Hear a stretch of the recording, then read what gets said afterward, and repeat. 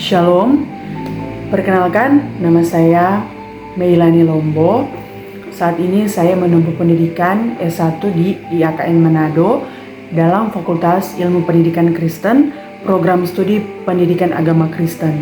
Nah, hari ini saya akan mempresentasikan materi yang sangat fundamental dalam teologi Perjanjian Baru, yaitu mengenai kerajaan Allah dalam kehadiran, karya, dan pemberitaan Yesus Kristus. Nah, mari kita mulai dengan memahami apa itu kerajaan Allah. Dalam terminologi biblika, kerajaan Allah atau Basileia atau Theou merujuk pada kedaulatan Allah atau pemerintahan Allah yang aktif dan dinamis. Konsep ini bukanlah sebuah wilayah geografis, melainkan sebuah realitas di mana Allah memerintah secara konkret dalam pribadi Yesus Kristus.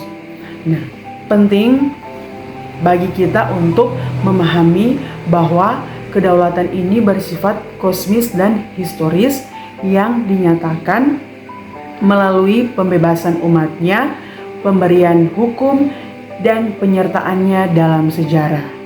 Nah, kita masuk dalam akar Perjanjian Lama dan harapan mesianik. Nah, perlu kita ketahui bahwa kita tidak bisa memahami Perjanjian Baru tanpa kita melihat akarnya di Perjanjian Lama. Nah, dalam teologi Perjanjian Lama, Allah dipahami sebagai Raja yang berdaulat penuh atas seluruh ciptaan. Istilah Ibraninya adalah Malkut Elohim, yang menekankan Allah sebagai penguasa yang mengatur dan menghakimi dengan keadilan. Namun, di sisi lain terdapat pengharapan eskatologis, sebuah penantian akan hadirnya seorang Mesias atau yang diurapi. Nah, figur ini diharapkan akan mewujudkan pemerintahan Allah secara sempurna, membawa damai, serta memulihkan seluruh ciptaan. Nah, pengharapan inilah yang menjadi jembatan teologis. Ketika Yesus datang, Ia bukan hanya mengajar tentang kerajaan itu, tetapi Ia adalah agen yang menghadirkan pemerintahan Allah itu secara nyata. Jadi, dalam terang Kristologi, Basileia bukan lagi konsep abstrak, melainkan hadir melalui karya penyelamatan Kristus sendiri. Nah, kita masuk dalam dimensi eskatologis, sudah dan belum.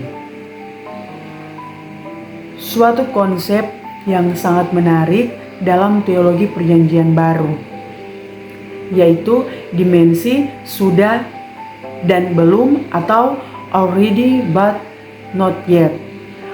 Nah, yang pertama, dimensi sudah. Kerajaan Allah telah hadir melalui inkarnasi, pelayanan, kematian, dan kebangkitan Kristus. Melalui peristiwa salib, kuasa dosa dan maut telah dikalahkan. Inilah titik di mana pemerintahan Allah mulai dipulihkan dalam ciptaan. Nah, dimensi yang kedua yaitu belum. Kita masih menantikan penggenapan akhir dalam parusia atau kedatangan Kristus yang kedua kali. Kita harus ingat bahwa Yesus bukan hanya sekedar pemberita. Jadi, Yesus bukan hanya sekedar pemberita, tetapi Ia adalah perwujudan kerajaan Allah itu sendiri, di mana ada pengampunan dosa, di mana ada manusia diperdamaikan dengan Allah, dan di mana ciptaan dipulihkan. Disitulah kerajaan Allah hadir secara nyata. Nah, saat ini kita masuk dalam kerajaan Allah dalam Injil Sinoptik.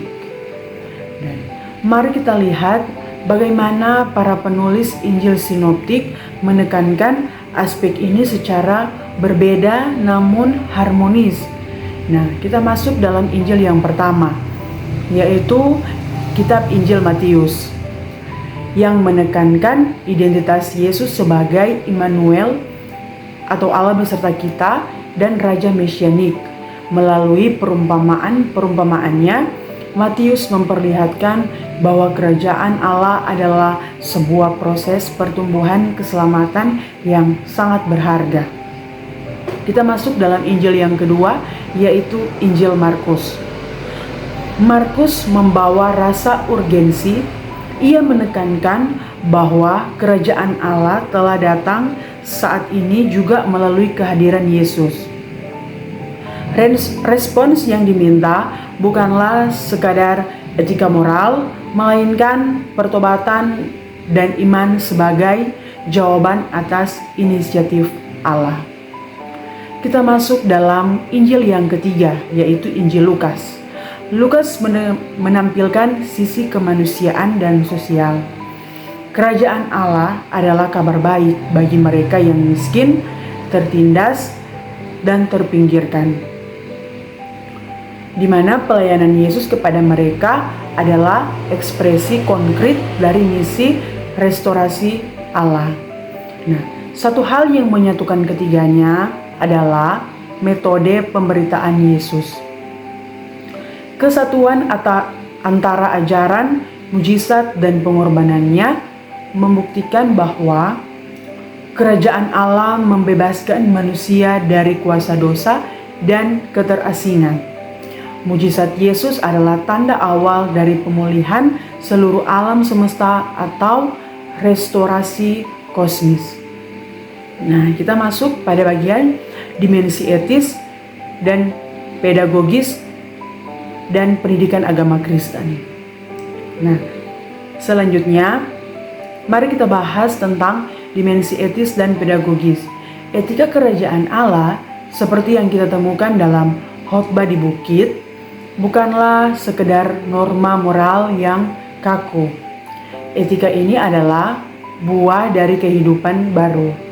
Kita mengasihi dan mengampuni karena kita telah lebih dahulu menerima kasih dan pengampunan melalui salib. Nah, secara pedagogis, Yesus sebagai didaskalos atau guru agung mengajar untuk transformasi hidup, bukan hanya transfer pengetahuan. Pembelajaran yang benar harus mengarah pada metanoia atau perubahan paradigma. Nah, bagi kita di bidang pendidikan agama Kristen atau PAK, kerajaan Allah harus menjadi paradigma pembelajaran. Tugas kita sebagai calon guru pendidikan agama Kristen bukan hanya mengajarkan konsep, tetapi membimbing peserta didik untuk mengenal Kristus dan mengalami keselamatan. Jadi, guru harus menunjukkan bahwa pintu masuk ke dalam kerajaan Allah adalah melalui iman kepada Yesus Kristus sebagai Tuhan dan Juru Selamat. Nah, metode yang bisa kita gunakan meliputi narasi kisah penebusan, refleksi pengalaman iman, dan pendekatan transformasional yang mengubah hidup. Peserta didik didorong untuk menjadi agen pemulihan di masyarakat sebagai hasil dari penebusan yang mereka alami. Nah, sebagai kesimpulan dari seluruh pemaparan ini, yaitu kita dapat melihat bahwa kerajaan Allah bukanlah sekedar konsep teoritis, melainkan sebuah realitas berlapis yang berpusat sepenuhnya pada satu pribadi. Nah, mari kita lihat secara ringkas dalam 5 poin sintesis utama. Yang pertama, realitas teologis. Kerajaan Allah adalah manifestasi nyata dari kedaulatan Allah atau basileia theu atas seluruh sejarah manusia. Yang kedua, realitas kristologis.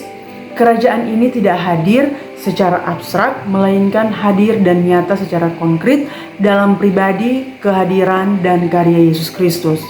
Dan yang ketiga, realitas soteriologis. Kehadiran kerajaan ini diwujudkan melalui karya penebusan yang memulihkan hubungan kita dengan Sang Pencipta. Dan yang keempat, realitas etis. Sebagai hasilnya, setiap orang yang masuk ke dalamnya akan mengalami transformasi hidup dan menghasilkan buah-buah kehidupan yang baru. Dan yang kelima, realitas pedagogis. Dan akhirnya, bagi kita ini yang menjadi dasar pendidikan iman yang mengubah paradigma berpikir dan bertindak kita. Penegasan utama yang harus kita pegang adalah bahwa kerajaan Allah tidak dapat dipisahkan dari pribadi karya Yesus Kristus. Melalui kematian dan kebangkitannya, Yesus adalah satu-satunya juru selamat yang menghadirkan pengampunan dosa, memulihkan relasi manusia dengan Allah, dan memulai pemulihan seluruh ciptaan atau restorasi kosmis. Dengan demikian, ketika kita berbicara tentang kerajaan Allah, kita sedang berbicara tentang pemerintahan Allah yang menyelamatkan. Yesus Kristus adalah rajanya, dialah juru selamat dunia, dan dialah sang pemulih ciptaan. Jadi, kita sebagai mahasiswa pendidikan agama Kristen, tugas kita adalah menghidupi nilai-nilai ini dan menjadi perpanjangan tangan Tuhan untuk mewujudkan nilai kerajaan Allah di tengah masyarakat.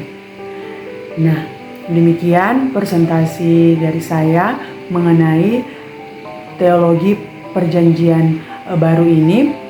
Nah, saya berharap materi ini tidak hanya memperkaya wawasan akademik kita, tetapi juga semakin memperteguh iman kita kepada Sang Raja, yaitu Yesus Kristus. Terima kasih atas perhatiannya. Tuhan Yesus memberkati dan Shalom.